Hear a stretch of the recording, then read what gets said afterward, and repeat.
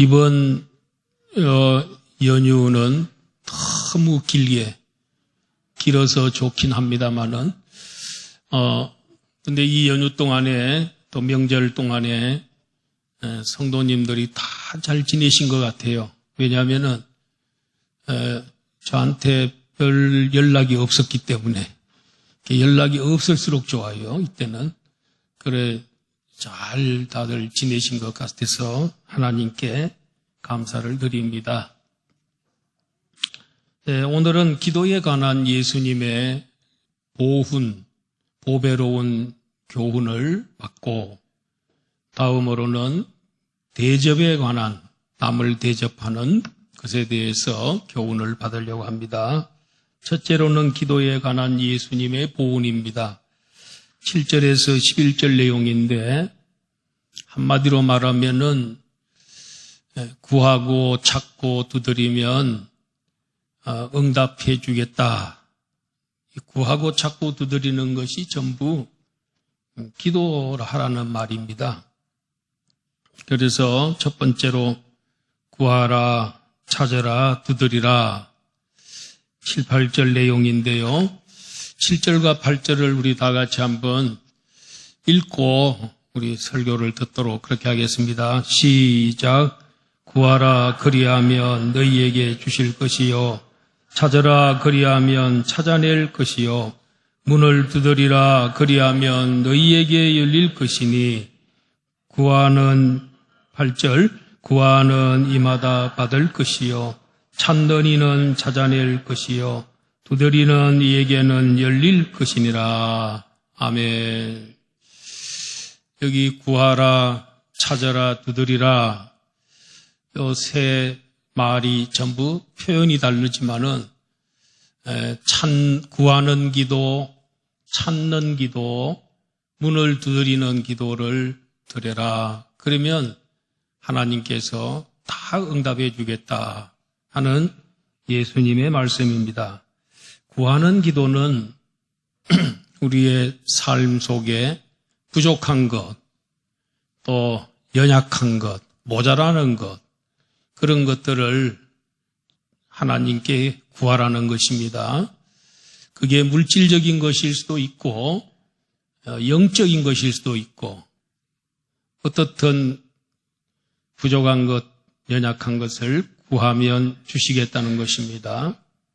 그런데 어떤 사람들은 연약한 것도 많고 부족이 그렇게도 많으면서도 결핍이 있으면서도 그걸 못 느끼고 뭐가 내가 부족한지 내가 뭐가 연약한 건지를 몰라서 하나님께 기도하지 아니하고 자기 힘으로만 살려고 하는 그런 사람이 있는데 우리들은 우리 자신들의 삶을 영육간을 잘 살펴보고 내 힘으로 할 수 없는 것 하나님께서 기도하면 주신다 그랬기 때문에 우리 기도해야 될 줄로 믿습니다. 그 다음에는 찾는 기도를 또 하면 반드시 찾게 해주신다 하셨습니다. 우리는 귀중한 것을 잃어버리게 되면 그것을 찾기 위해서 얼마나 애를 씁니까? 요사이 사람들이 가장 많이 잃어버리는 것이 핸드폰 같습니다. 핸드폰을 다 갖고 있기 때문에 잠깐만 어디다 놓게 되면 잊어버리고 그리고 나중에 잃어버리는 그런 경우가 있습니다. 그럴 때는 찾으려고 아주 백방으로 노력을 합니다. 찾을 때까지 찾습니다. 그것처럼 우리가 가지고 있던 것인데 잃어버렸어요.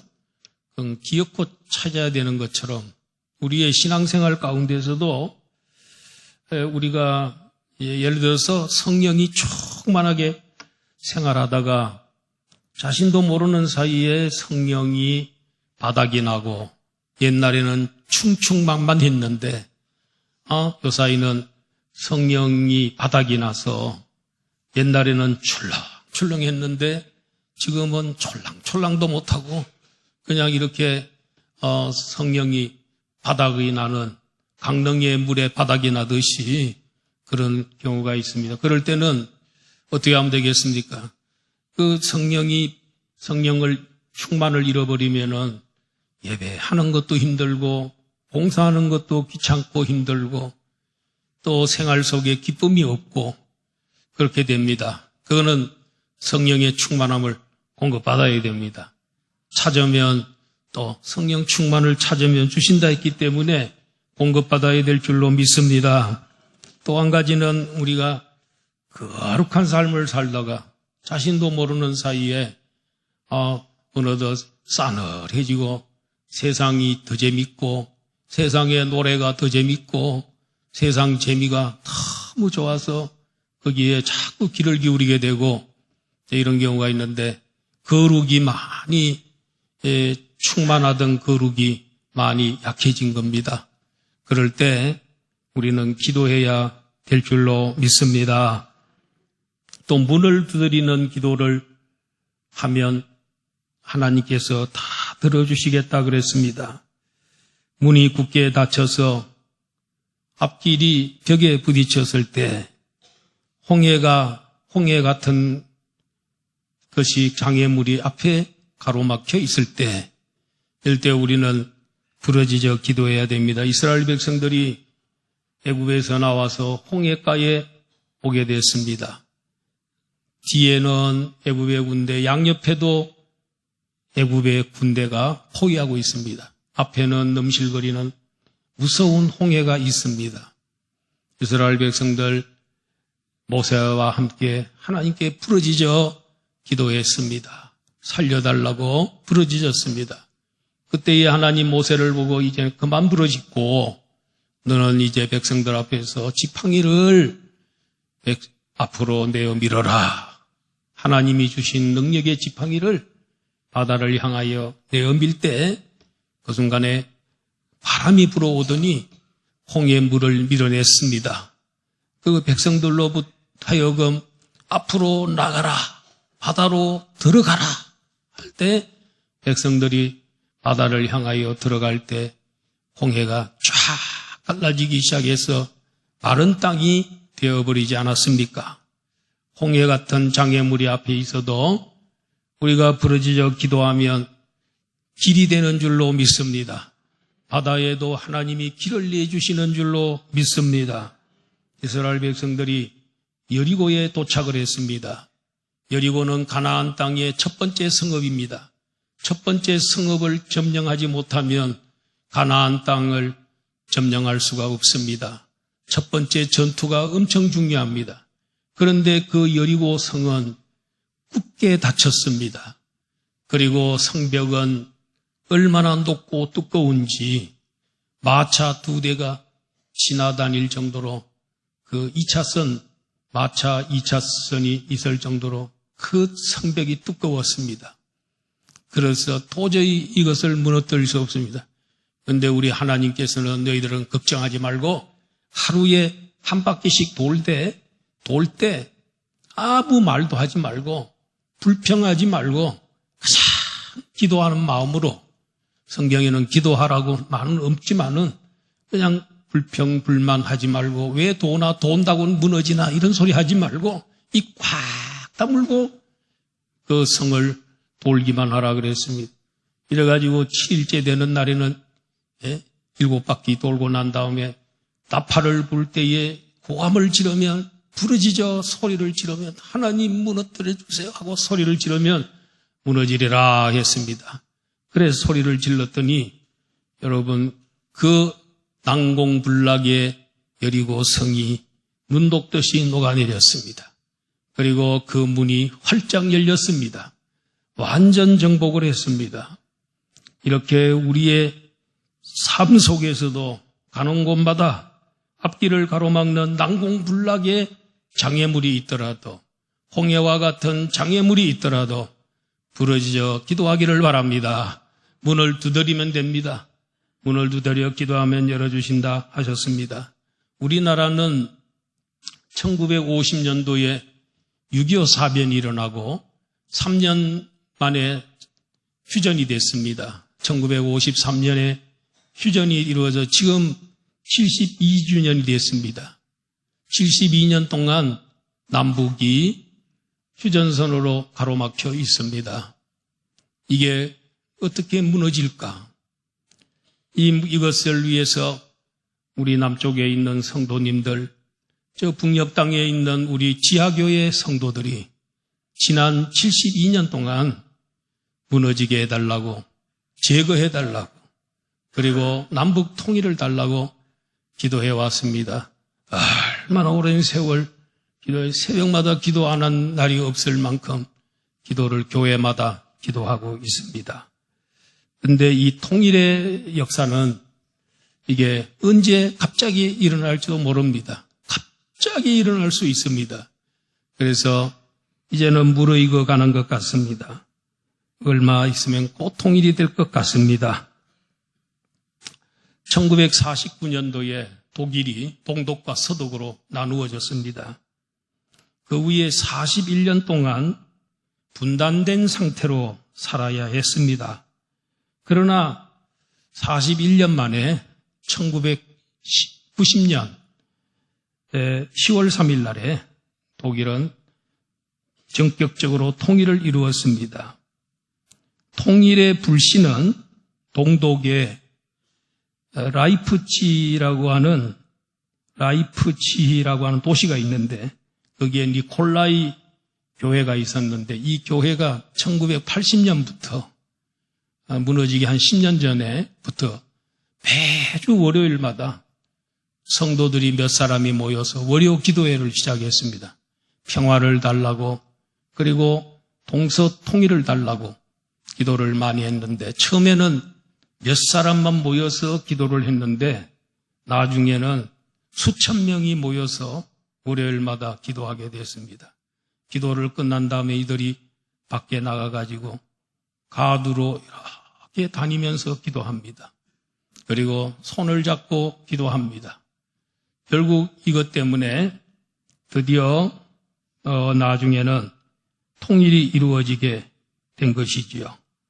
그래서 이 운동은 폭력 없이 기도와 연대로 진행되었고 결국은 베를린 장벽, 특별히 브란덴부르크라는 그 문이 무너지게 되는, 그 문이 열리는 그런 역사가 일어나게 되었습니다. 독일 사람들은 지금도 통일은 기도로부터 시작되었다고 고백합니다. 큰 변화는 거창한 힘이 아니라 작은 기도의 불씨에서부터 시작됩니다. 한 나라의 역사를 바꾼 것도 기도하는 공동체였습니다. 교회는 세상을 변화시키는 영적 거점이 되어야 될 줄로 믿습니다.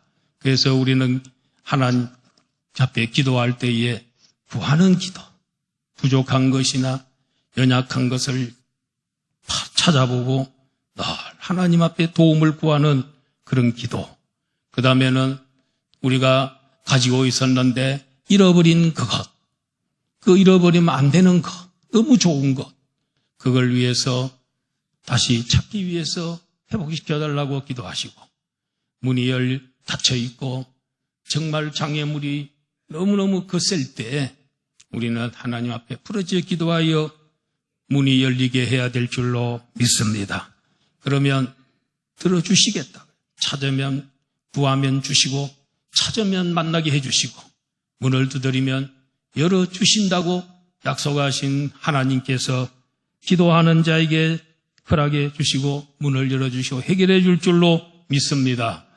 그리고 이 구하라, 찾으라, 두드리라 이거는요, 처음에는 기도를 구하는 기도하다가 그다음에 또 문제가 잘 해결되지 않으면 찾는 기도하고 찾는 기도도 안 되면 그다음에는 두드리는 기도로 이렇게 자꾸 좀 강도를 높여가라는 그런 의미도 있습니다. 이것은 마치 어린아이가 밖에 놀다가 집에 들어왔는데 집에 들어오면 누굴 찾습니까?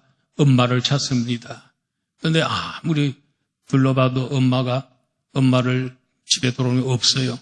그러면 엄마 그러다가 나중에는 엄마를 이제 찾으러 다닙니다. 마당에도 나가보고 뒷뜰에도 가보고 쭉 찾아봅니다. 그러다가 또 그래도 엄마가 없어요. 그러면 이제 문이란 문은 다 두들기면서 엄마라고 소리를 지르면서 찾습니다. 그럼 결국은 엄마가 나중에 나타나서 아이를 만나주시는 것처럼 처음에는 구하고 그 다음에 또 찾아보고 그 다음에는 문을 두드려서 엄마가 계시는 곳을 두드려서 찾아내는 이런 모습하고 똑같습니다. 결혼을 하려고 할 때에 구하고 찾고 두드리기를 바랍니다. 남자 청년이 신앙이 좋은 아가씨를 만날 때 신앙이 좋고 성품도 좋고 교양도 있고 건강한 아가씨를 보게 됐습니다. 그래서 그런데 만나지를 그런 좋은 아가씨들 이제 처음에는 구해야 되겠죠. 그러다가 그래도 잘 만나지 못하거든 찾아다녀야 되겠죠. 그래서 유심히 보는데 찾을 때는 그냥 보지 말고 기도하는 마음으로 봐야 됩니다. 항상 기도하는 마음으로 하나님, 저 아가씨가 하나님이 말이란 배필입니까? 나와 나의 하와입니까? 나의 갈비뼈며 나의 살입니까? 하고 항상 기도하는 마음 가지고 자꾸 물어보고 찾아보고 그런데 드디어 찾았어요. 그런데 찾았는데 마음의 문을 안 열어주네. 너무너무 야속하네요. 그럴 때는 어디로 가야 되겠지? 기도의 자리로 나가야죠. 기도하면 하나님께서 마음을 열어줄 수가 있고 기도해도 잘 안 되거든 금식 기도로 들어가기를 바랍니다. 한 3일만 금식하면 우리 하나님께서 불쌍히 여겨서 해결해 주시고 그 아가씨가 마음의 문을 열면 하나님의 뜻이고 만약에 아니면 하나님이 더 좋은 배필을 주실 줄로 믿으시기를 바랍니다. 그래서 기도해야 돼. 구하는 것도 기도하고 찾는 것도 기도하는 마음으로 찾고 그리고 또 마음의 문을 여는 것도 두드리는 마음, 두드리는 기도를 통해서 이렇게 문을 열어야 됩니다.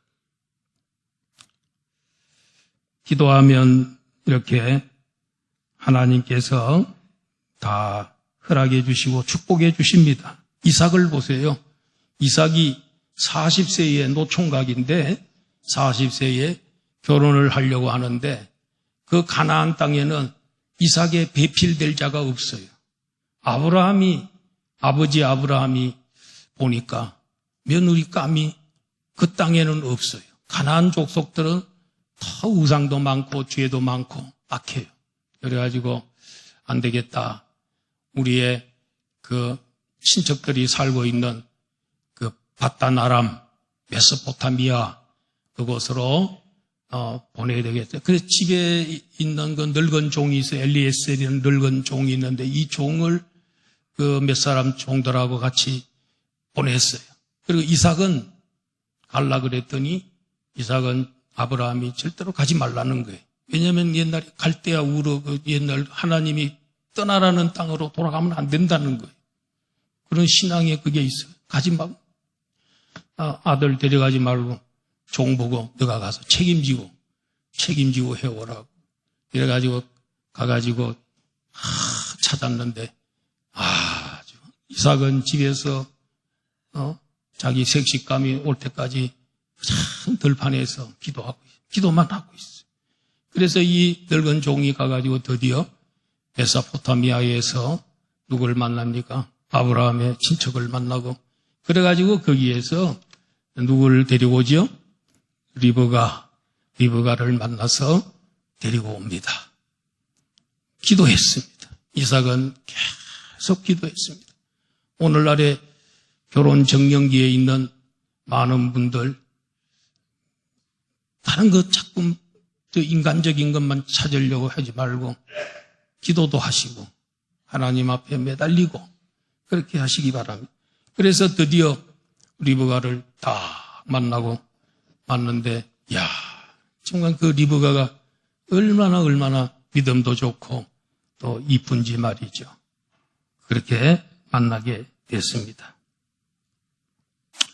기도하면 응답하겠다고 무려 7절과 8절에서 6번이나 반복하여 약속하고 있습니다. 우리 주님 하나님이 한 번만 기도해도 응답 준다, 한 번만 해도 다 응답 주시는데 무려 구하면 주고 찾으면 만나게 되고 문을 두드리면 열어주고 벌써 7절만 3번이지요. 그 다음에 8절에 가게 되면은 또 어떻게 됩니까?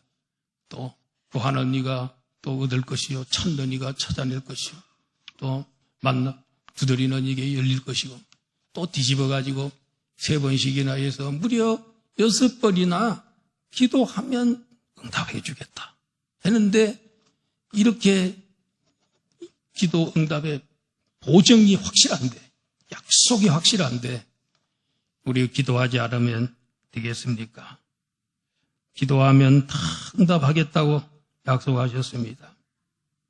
우리 하나님 앞에 기도하는 것 참 이 얼마나 편리하게 좋은지 몰라요.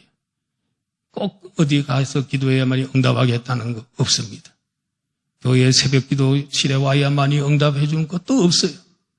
본당에 올라와서 그 기도해야 응답한 것도, 기도실에서 해도 응답한다는 것도 없어요. 우리 하나님은 어디서나, 그리고 언제나 우리가 주여 하고 하나님 하고 부르기만 하면 응답하시고 다가오시는 줄로 믿습니다. 그 순간에 우리가 은혜의 보좌 앞으로 나가는 줄로 믿습니다. 우리 하나님은 핸드폰보다도 더 빨라요. 핸드폰은 다 갖고 있습니다. 그런데 어떤 분들은 핸드폰을 진동으로 해놔가지고 급한 일이 있어가지고 빨리빨리 연락이 돼야 되는데 진동으로 해놔 그 소리를 못 들어요. 그래가지고 바쁜 시간 발 동동 굴르고 연락 오기를 기다리는데 안 오는 수가 있어요. 여러분 예배 시간 외에는 항상 오픈으로 진동해놓지 마시고, 그래서 집에서 오는 전화나 이런 거 하시기 바랍니다. 그런데도 우리 하나님께 기도하는 건 핸드폰 연락보다도 더 빨리 다가오세요. 경찰에다가 급한 일로 연락을 하거나 119를 부르면 어떤 때는 10분, 15분 이렇게 돼서 쫓아옵니다. 빨리 와도. 그런데 우리 하나님은 주여 하면 은혜의 보좌 앞에, 하나님 보좌 앞에 우리가 서는 줄로 믿습니다. 그래서 우리 여러분 기도 많이 해주시고, 그 다음에 두 번째로 은혜로운 하나님 아버지, 우리가 기도하면 들어주시는 그분은 은혜로우신 분이세요. 사랑이 많으신 분이세요. 좋으신 분이세요. 그래서 9절에서 11절 다 같이 한번 읽어볼까요? 시작. 너희 중에 누가 아들이 떡을 달라 하는데 돌을 주며 생선을 달라 하는데 뱀을 줄 사람이 있겠느냐? 너희가 악한 자라도 좋은 것으로 자식에게 줄 줄 알거든. 하물며 하늘에 계신 너희 아버지께서 구하는 자에게 좋은 것으로 주시지 않겠느냐? 우리는 우리 은혜로운 아버지, 사랑이 풍성하신 아버지, 지혜로우신 아버지 앞에 기도하는 겁니다. 세상의 자기 아버지보다 비교할 수 없을 정도로 더 은혜롭고 능력이 있는 하나님입니다. 여러분, 이 세상의 아버지들이 다 좋지만은 그 중에는 좋지 않는 아버지도 있습니다. 여기 보니까 너희가 악한 자로도, 그 말은 뭐냐면 우리 이 세상의 아버지들은 다 죄인이기 때문에 완전 선하지 못해요. 악한 데가 있어요. 엉뚱한 데가 있어요. 그래서 이 세상의 아버지는 어떤 때는 밖에 나가서 남에게 폭력을 행사하기도 하고 절도를 행하고 못된 짓을 많이 하지만은, 그러나 그 아버지가 집에 들어와 가지고는 자기 자녀들이 생선을 먹고 싶다 그러는데 뱀을 던져주는 아버지는 없어요. 떡을 먹고 싶어 하는데 돌멩이 먹으라고 던져주는 아버지는 없어요. 이 세상에 악한 아버지도 밖에서는 악한 일 해도 집에 들어와 자식이 뭘 달라고 하면은 뱀을 생선을 달라면 생선 사주고 떡을 달라면 떡 사주고 돈이 없으면 할 수 없지만은 그렇게 하려고 노력합니다. 그런데 하물며 하나님 너희 아버지, 너희 하늘 아버지는 좋은 것으로 주시지 않겠느냐 그랬습니다. 악한 아버지도 좋은 것으로 자식에게 줄 줄 알거든 하물며 하늘에 계신 너희 아버지, 여기 너희 아버지라 그랬어요. 여기에 너희는 누굴까요? 예수님이 지금 산상설교하고 있습니다. 마태복음 5장 1절에 보면은 예수님이 산에 올라가 앉으시니 제자들이 나온지라 입을 열어 가르쳐 가라사대 그러면서 5장, 6장, 7장 설교를 하고 계십니다. 누구에게? 제자들이. 예수님이 산에 올라가 앉아 있으니까 제자들이 나온지라. 제자들만 왔겠어요? 항상 예수님을 추종하는 무리들이 따라오고 그리고 이 제자들이 나중에 예수님 십자가 지시고 부활하신 후에 이 십자가의 복음과 부활의 복음을 가지고 온 세상에 나가서 전도해서 그 복음으로 인해서 믿게 될 사람, 오늘 우리 대한민국 이 안양 땅에 살고 있는 우리 안양 북부교회 성도들까지도 포함되는 것입니다. 너희 하늘 아버지, 하늘 너희 아버지께서 좋은 것으로 주시지 않겠느냐. 우리 하나님은 누구의 아버지입니까? 우리 예수 믿는 사람들의 아버지. 그래서 이 산상설교는 바리새인들에게 하신 설교가 아닙니다. 율법학자들에게 하신 설교가 아닙니다. 예수님이 이 하신 산상설교는 천국 시민들, 그리고 예수님의 제자들, 그리고 장차 예수님의 십자가 복음을 믿고 부활의 복음을 믿고 믿게 될 사람들에게 주신 복음입니다. 이 복음은 이방인에게 믿지 않는 사람에게 준 게 아닙니다. 우리 성도들에게 예수 믿을 사람들에게 주신 복음입니다. 자, 요한복음 1장 12절. 그러면 우리가 어떻게 하면 하나님의 아들이 될 수 있을까요? 시작.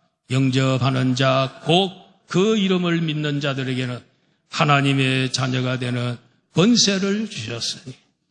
여러분이 하나님의 자녀가 가지고 있는 권세 가운데 최고의 권세는 하나님을 아버지라고 부르는 권세입니다. 하나님을 아버지라고 부르는 권세예요. 예수 믿으면 영접하고 예수의 이름을 믿는 사람에게는 하나님의 자녀가 되는 권세가 주어진다. 기도 응답의 권세, 천국 가는 권세, 영생 얻는 권세, 이런 권세가 예수님 믿는 사람에게 주어지는 줄로 믿습니다. 특별히 기도 응답에 기도하면 그 하나님이 우리 아버지가 되어주는 권세, 이보다 더 큰 권세가 어디 있습니까, 여러분? 자, 요한복음 5장 24절 다 같이 시작. 내가 진실로 진실로 너희에게 이르노니 내 말을 듣고 또 나 보내신 이를 믿는 자는 영생을 얻었고 심판에 이르지 아니하나니 사망에서 생명으로 옮겨나리다. 이 구절은 성경 가운데서도 유명한 구절입니다. 여러분 이런 건 다 외워두셔야 됩니다. 그래서 아까 했던 거 요한복음 1장 12절, 그 다음에 요한복음 5장 24절 내가 진실로 진실로 진실로 진실로라는 말은 아멘, 아멘입니다. 헬라어에서 아멘은 진실로입니다. 번역이. 그래서 진실로 아멘으로 너희에게 이르노니 내 말을 듣고 예수님입니다. 그리고 나 보내신 이를 믿는 자. 나 보내시는 누굽니까? 하나님 아버지를 믿는 자는 첫째 무슨 복을 누립니까? 영생을 얻었고 그 다음에 예수님 믿는 순간에 영생을 얻을 것이다가 아닙니다. 예수 믿는 순간에 영생을 얻은 겁니다. 벌써 현재 완료입니다. 그 다음에 두 번째는 심판에 이르지 않, 지옥 안 간다 이 말이에요. 지옥 심판 없어요. 그 다음에 뭡니까? 사망에서 생명으로 옮겼느니라. 영생 지금 누리고 있다. 여러분 우리 영생을 지금 누리고 있는 거예요. 영생을 맛보고 지금 살아가고 있는 겁니다. 얼마나 멋있어요. 예수 믿으면 이런 축복 받아요. 어떤 축복? 영생을 얻었고, 그 다음에 심판에 이르지 아니하고, 그리고 사망에서 생명으로 옮겼느니라. 현재 완료지요? 과거 완료. 예, 옮겨졌습니다, 벌써. 믿는 순간에. 할렐루야. 다음에 옮겨지는 게 아닙니다. 다 영생을 얻었습니다. 그래서 성경학자 가운데 제레미야 교수는 그분이 하는 일은 그 예수님 당시와 그 유대교 당시 사회에서 수많은 기도문이 있었을 거 아니에요. 그 기도문을 찾아가지고 기도문을 연구를 했어요. 유명한 학자입니다, 제레미야가. 그런데 그들의 유대교의 기도문 중에 하나님을 보고 기도할 때에 아버지라고 부른 문헌은 한 건도 없었다. 그런데 예수님만은 이 세상에 오셔서 말끝마다 아버지, 말끝마다 하나님 아버지, 그래 우리 아버지 이렇게 불렀다는 거예요. 왜냐하면 예수님이 하나님의 적자니까. 그런데 예수님 우리 보고 주기도문 가르치실 때에 하늘에 계신 우리 아버지여라고 불러라 그랬어요. 우리 보고. 그죠? 하늘에 계신 우리 주기도문 외울 때 하늘에 계신 우리 아버지 이름이 거룩히 여김을 받으시오며 이렇게 기도하셨습니다. 그러니까 우리 예수 믿는 사람만 하나님이 아버지가 되어주는 줄로 믿습니다. 예. 근데 그 아버지는 굉장히 지혜로우신 아버지예요. 이 세상의 아버지는 아들이 달라고 해서 줬는데, 좋은 줄 알고 줬는데, 오랜 세월이 지난 후에 보니까 잘못 줬어. 아들이, 그 때문에 아들이 어려워졌어. 손해를 보고 나쁜 길로 가게 됐어. 교회 가겠습니다. 그래. 교회 다니지 마라. 예수 믿지 마라. 아버지가 그렇게 했어요. 근데 그게 좋은 줄 알고 아들이 교회 안 나갔어. 여러분, 아버지는 교회 안 나가면 좋은 줄 알았는데 나중에 보니까 아들을 망쳤어요. 지옥으로 보냈어요. 그러면 안 된다는 거예요. 근데 이 세상의 아버지는 실수할 수 있어요. 지혜롭지 못해서. 근데 하나님 아버지는 알파와 오메가가 되시고 처음과 나중이 되시는 하나님이시고 과거와 현재와 미래를 다 아시는 분이기 때문에 달라고 기도했을 때에 이걸 주면은 이 아들이, 이 성도가 나중에 오히려 더 손해를 보겠구나 하면 하나님이 안 주시라. 다른 걸로 주시라. 더 좋은 것으로 하나님이 주시는 거예요. 우리의 하나님은 실수도 없으시고 지혜로우시고 모든 것을 다 아시고 영원히 살아계셔서 도와주시는 좋으신 아버지인 줄로 믿습니다. 우리가 구한 것이 우리에게 궁극적으로 선한 것이 못 된다면 우리의 하늘 아버지는 그 간구를 들어주시지 않습니다. 왜냐하면 우리에게 손해가 되기 때문입니다. 하늘 아버지는 결코 자식에게 해로운 것을 주시지 않습니다. 해로운 것을 구하면 그것은 주시지 않지만 더 좋은 다른 것으로 주시는 줄로 믿습니다. 이제 두 번째로 간단하게 말씀드립니다. 12절입니다.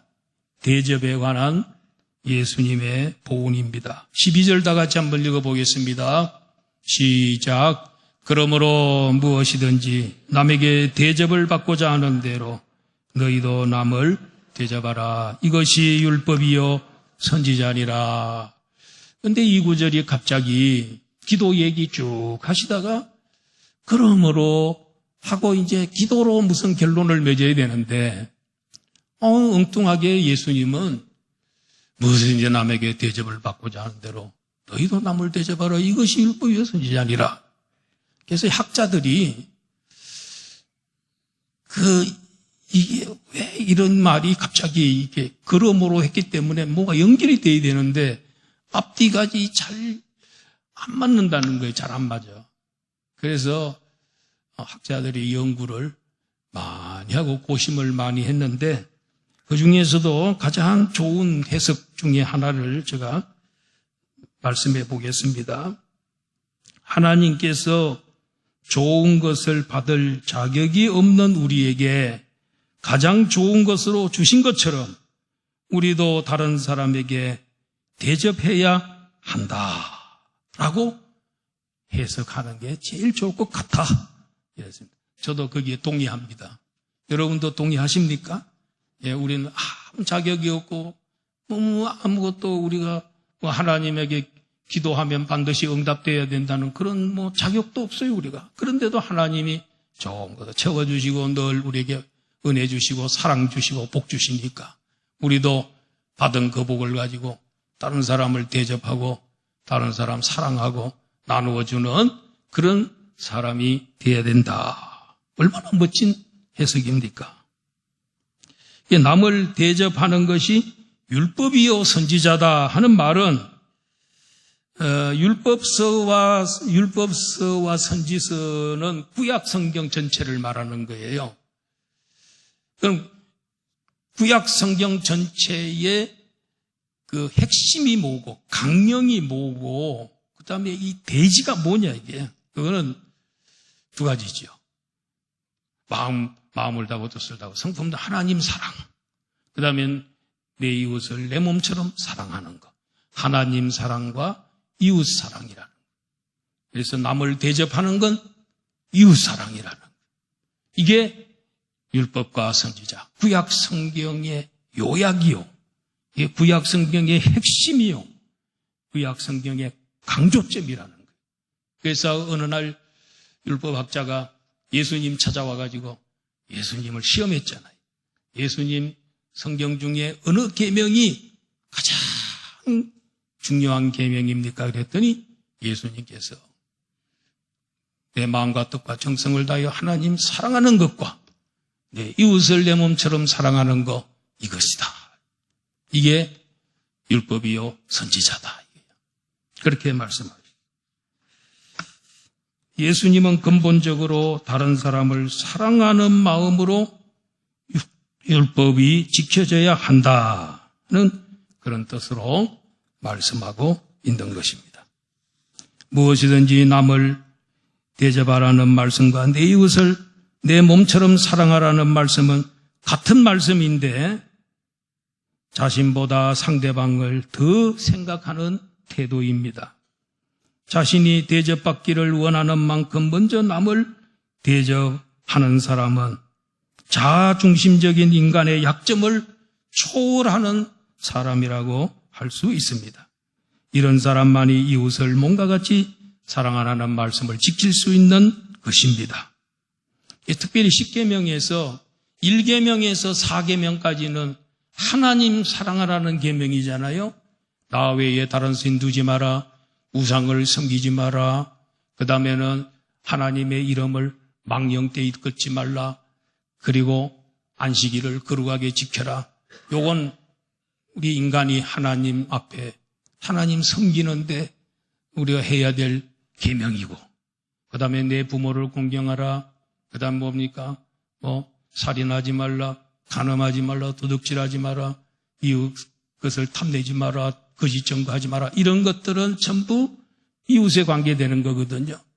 그런데 어떤 사람은 꼭 도둑질을 해야만이 도둑 그 10계명 다 지킨 것이고 그게 아니고 이웃을 사랑하라는 이웃을 그 계명들을 왜 이렇게 나열해 놓냐면 이웃을 사랑하라는 거예요.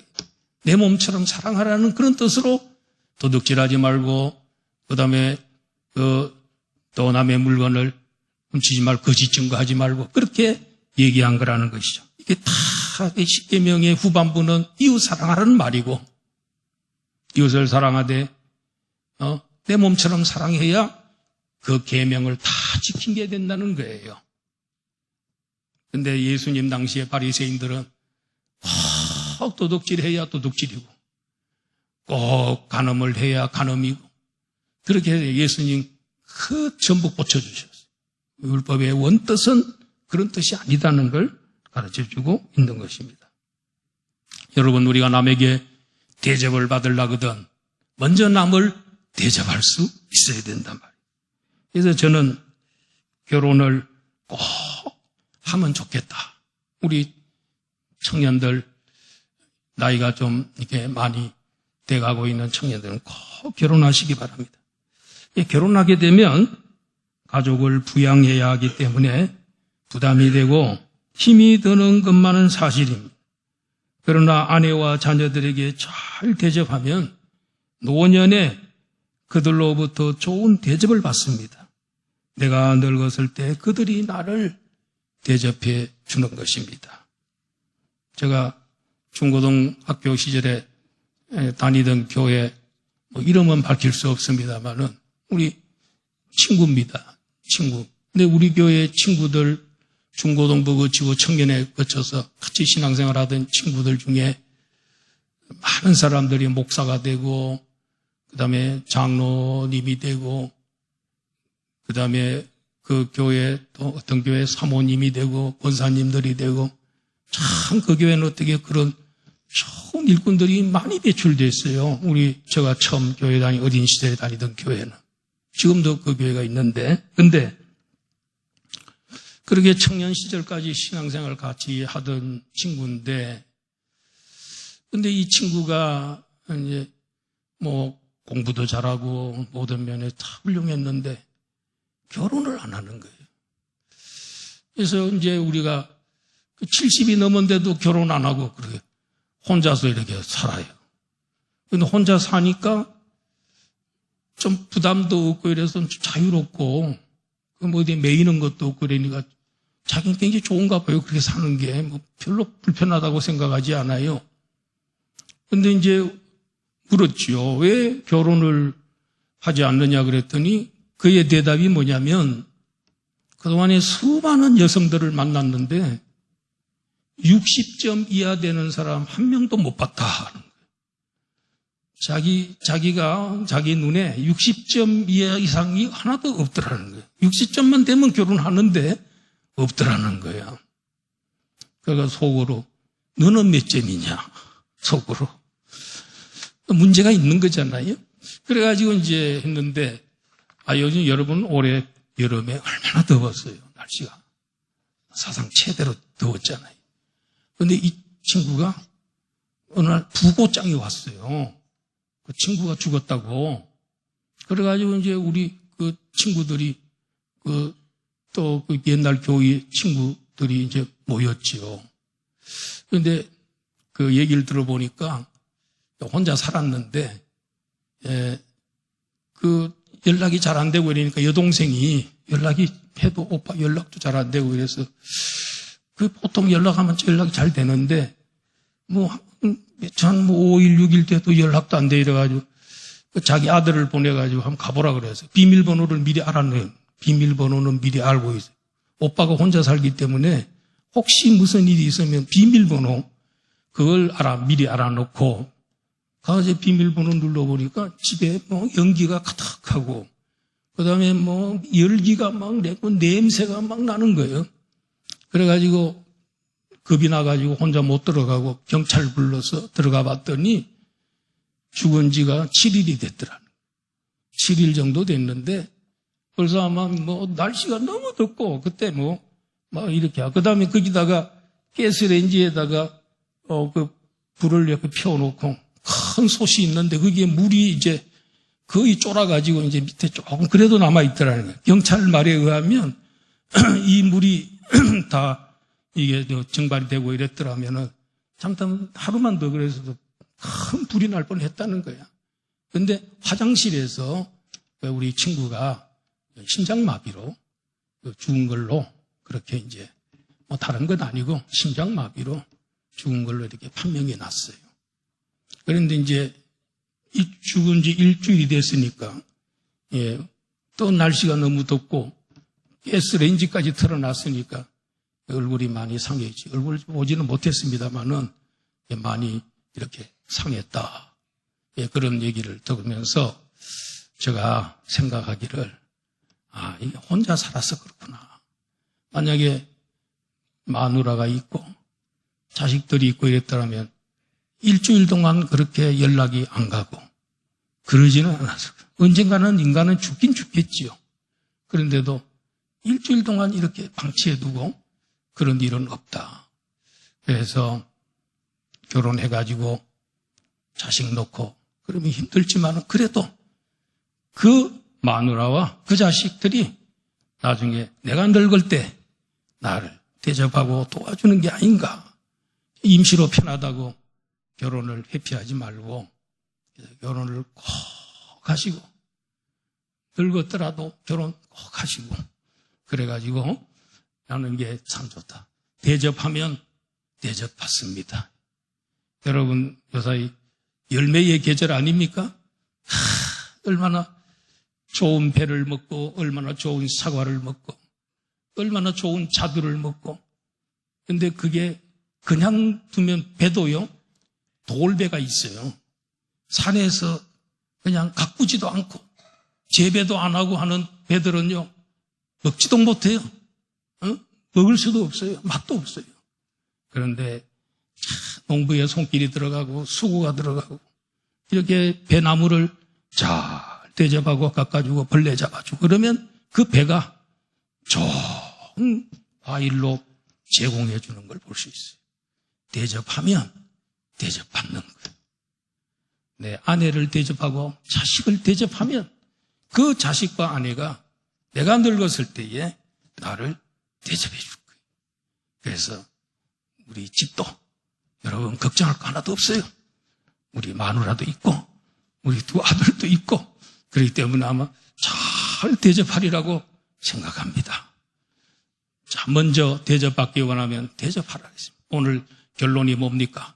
구하고 찾고 두드리면 그냥 구하든지 뭘 찾든지 뭘 두드려도 주님께서 다 열어주시고 하나님이 해결해 주겠다는 것이고 그리고 기도할 때 항상 우리 아버지 좋은 아버지라고 생각하지 구하면 더 좋은 것으로 주시는 하나님 아버지 그리고 우리는 남에게 대접을 받으려거든 남을 먼저 대접하는 이웃을 내 몸처럼 사랑하는 그러면 그들이 나중에 나를 섬겨주고 대접해 준다는 거 기억하면서 우리 하나님 사랑, 이웃 사랑 잘 하시는 우리 안양북부교회 성도들이 되시기를 주의 이름으로 축원합니다.